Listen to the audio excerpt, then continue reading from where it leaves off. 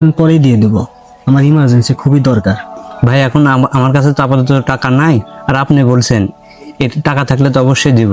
আচ্ছা ভাই, আপনি একটা কাজ করেন, আপনার বন্ধু মাহফুজ আছে না, মাহফুজের কাছে যান। মাহফুজের কাছে গেলে সে অবশ্যই আপনাকে টাকা দিবে। বন্ধু, আমার ইমার্জেন্সি 30,000 টাকা লাগবে। তুই আমাকে যদি ধার দিস আমি কদিন পরেই তোকে দিয়ে দেবো। টাকা যে দিব, আমার কাছে তো সেরকম টাকা পয়সা নাই, ব্যবসা টানটানা চলছে। তুই একটা কাজ কর, তুই চলে যা আজকে।